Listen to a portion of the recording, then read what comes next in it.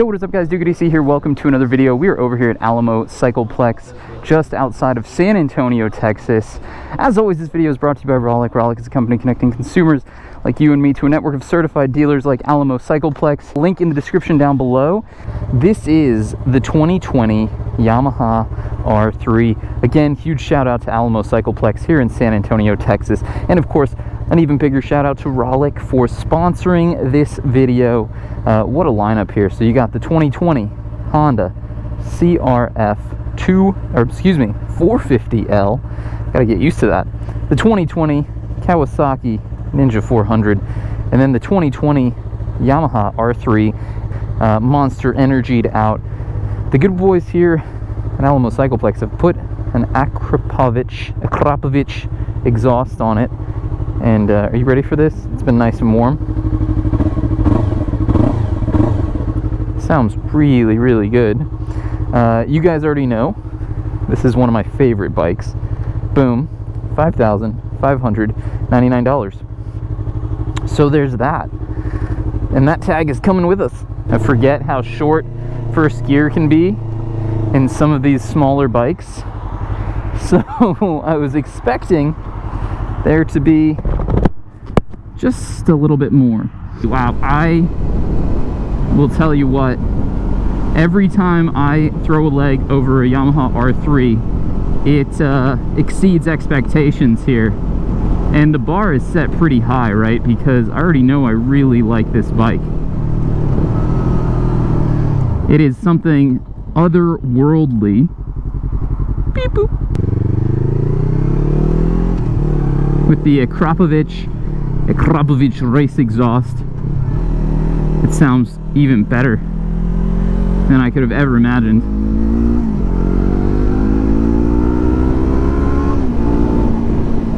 The other thing you're going to notice is if you're watching this video on a mobile device, iPhone 10 and up, that it's going to be the full widescreen, and that's because I am shooting in 3840 by 1774. That's probably the craziest aspect ratio that you're ever going to listen or hear about from the old DukeOfDC, but it's what it takes to get that ooey gooey widescreen on a lot of new devices these days that are going that length. And then the alternative is that if you're watching it on any other device or on a YouTube on your computer or your television, it just has cinematic bars to some extent. So I'm cool with that. The Yamaha R3. The Yamaha R3 is undoubtedly, I think, one of my favorite entry-level motorcycles. The only other one I can even consider is the Ninja 400 if we're talking about only the super sport kind of variants of entry levels. And if we are talking about standards, I love the 2020 Honda CB 300R. This thing, it is so rev happy. It's got so much power. That 321cc engine is producing about 30 horsepower, 20.4 pound-feet of torque, and you can feel all of it. The other thing, this bike does not feel underpowered at all. It actually feels brilliant. It feels beautifully balanced. The suspension, albeit fixed, it is non-adjustable. It's fantastic.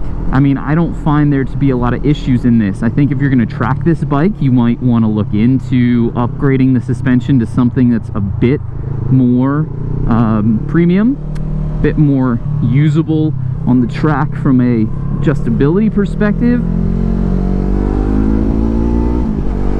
Otherwise, I can't even imagine why you would change everything on this bike. $5,599 on this variant with the Akrapovic exhaust. Akrapovic, I'm going to say it 3 different ways this entire video. The more expensive race livery. This comes in, of course, other standard colors from Yamaha, more solid colors. What is this?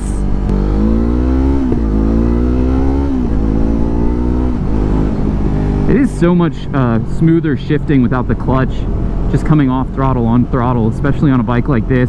You have a 6-speed manual gearbox, 1 down 5 up configuration. No electronic aids here for shifting, no quick shifter, no auto blipper, but that's okay. This bike is it's kind of a purist bike in a way. It's like a new age purist bike because it does have ABS, anti-lock brake system.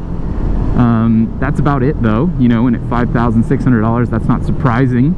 You don't see rider aids starting to get thrown on bikes until the five-figure area, the five-figure department. The other thing about the R3, and a lot of the reason I love bikes like this, is that you feel like you're going fast. You know, we're going 45 miles an hour in 4th gear.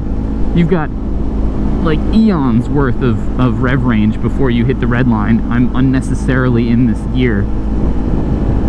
But the thing that stands out to me is that I feel like I'm going fast. I truly feel like I'm getting a thrilling motorcycle experience, where on a lot of these bigger super sport bikes of present day that have 200 horsepower, you're gonna be hard pressed to feel like you're going fast until you hit triple digits, which is just, it's unsustainable on public roads. This one, it has such an amazing value to experience factor, right? Value to money. For $5,600, if you stack it on a track, which I think is inevitable, that you're gonna crash. You know, you're pushing the limits of the motorcycle, and if you don't, that's amazing. I don't wish that upon anybody. But if you do, I think you'd rather do it on this than on your brand new Ducati V4R that you just spent, you know, your down payment for your house on. Dude, it's so funny how this sounds like a little baby R1. Now, I know that there's no cross-plane crank technology in the R3. It's missing quite a few cylinders to make that even something to talk about. But it still has that really throaty rumble, especially with the Acra exhaust here. Now, trust me, your results will vary on a fully stock standard motorcycle that has the old Yamaha canister on it, but it, you know, this bike, $5,600 with the Acra. So there's something right there. Like, holy crap, you're getting so much value from, I'm going to shout out Alamo Cycle Plex again for just being this, absolutely value-focused dealership. They're really trying to give their consumers an opportunity to experience these bikes in the best way possible. I adore this motorcycle. I think that, more importantly, you know, I'm not going to find twisty roads within 5 minutes of the dealership, and that's basically the distance in which I have today. So this is just a detailed breakdown. I've given you guys all the stats. I've given you the prices. I can't... Oh my god, the speed bumps come out of nowhere. I just can't stress enough, like, the further along you get into your riding career, I think the less important these new and pushing the limit motorcycles become. It could just be me, but I have such a good time on bikes like this, and sometimes I don't have a good experience on the most expensive, most advanced, fastest motorcycles, and it's just because you can't use them. Now, if you're going to track days, or you're someone like Max Wrist who is pushing the limits all the time, then I totally get it. Those bikes are for you. But if you're like me and you love riding motorcycles because it's just a great experience, it feels really fun, for me it also provided me with value from a convenience perspective, because a lot of these bikes give you abilities to do things like go on HOV lanes, high occupancy vehicle, or express lanes or anything like that, for free for discounted rates. And then on top of that, I used to go to this building right outside of Washington, D.C. for work in Arlington that charged employees $155 a month for parking, okay? Something that the company wouldn't pay for, which is just in itself kind of a travesty, because they expect you to come to work, and how are you going to get there? Aside from that, I was able to, my monthly bill on my motorcycle then at the time, the Aprilia Tuono, was $150 a month, right? So, and I could park it for free because there was motorcycle parking right on site. So instead of paying $155 to park my car, I bought a bike. I was able to take HOV lanes, I was able to do all these different convenient things, and in the end, I was saving $5 a month. Absolutely amazing, right? And that's the value, that's the convenience that motorcycles have to me, that just can't be beat. The other thing on a bike like this is that it's so ridiculously comfortable. It's so ridiculously usable. It feels like if you want, you could have a very sporty experience on this with a few minor adjustments that may be capable with the standard equipment. You could increase the rake of your steering, you could lower the bars a bit, you could get a seat that puts you a little higher up to give you that more super sport bike riding position that a lot of people are looking for. It would really just give you everything you would need. Let's go be in the sun.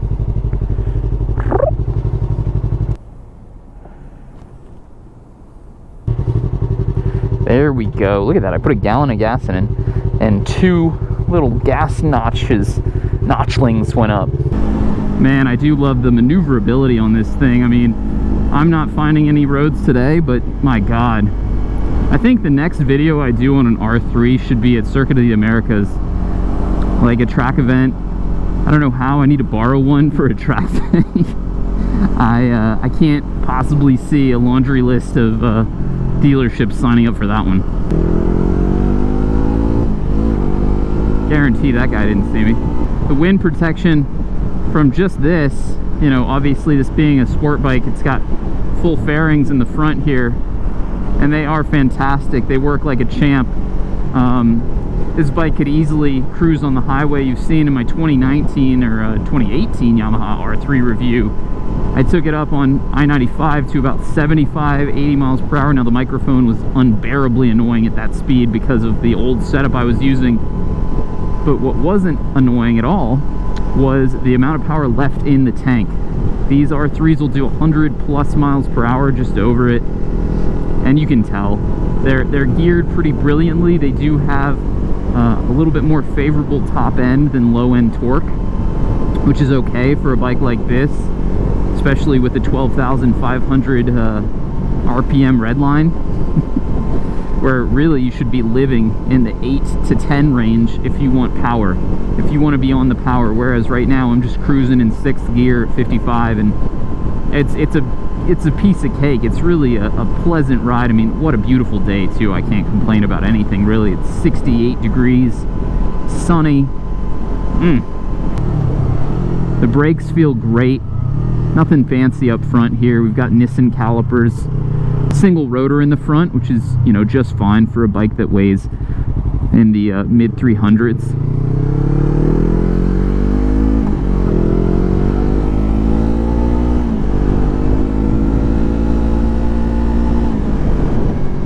So easy to ride. Here we are back at Alamo Cycle Plex. Again, enormous, huge shout out to them for providing these fantastic motorcycles. Nothing has changed. I love the R3. That has and probably will stay the case up until the point where I inevitably buy one of these bikes. All right, let's see if I need to put fuel in the Ninja 4. Okay guys, this is it's such a great motorcycle. I mean, Yamaha has done such a beautiful job. This is kind of a special case too, because I'm about to ride the Ninja 400 immediately after the R3. Arguably 2 of the most popular videos that I've put on my channel, the Ninja 400 and the R3, have passed. So what am I going to think of these when they're back-to-back reviews? Just right off the bat, I do think, you know, I probably wouldn't purchase the R3 in their race livery. I'd purchase it in a solid color, but I still like it. I still think it looks good. I would 100% add the exact same exhaust that they've got on this one, which just seems to be, yeah, it's just like a little slip-on Acra. The R3 just looks better. It just looks more, but it's I don't know, because the 400 looks amazing. Like, look at this. This doesn't look bad. And then, of course, this is just a beast. We're going to talk about this later. Yeah, I'm all over the place. I obviously adore the Yamaha R3. I think it's just brilliant. I think they've done such an exceptional job. Again, and then for $5,600, they've already put the tail tidy on too. So it's just like all the, you know, the 2 pretty standard things people do, tail tidy, slip-on exhaust, have already been done. I love that. I love that. You could even get, you know, more appropriate suspension on the front here for a few thousand more. Now, obviously, then you're talking about a bike that's now kind of get into the more expensive world, and you could go get something used like an SV650 or even an R6 that has more adjustability, more out-of-the-box trackability. I don't know. I'd still pick this. I just really enjoy it. I think it's a great bike. Good job, Yamaha. And thank you, Alamo Cycle Plex. Thank you, Rollick. If you are not from this area and you're looking for one of these, please hit that first link in the description for gorollick.com and try and find a deal on any number of different power sport items. If you are new to the channel, please hit that subscribe button right there. Or is it there? It's there? I don't know. Wherever it is. Hit the like button if you enjoyed this. Make sure to comment down below. And as always, I'll see you on the next one.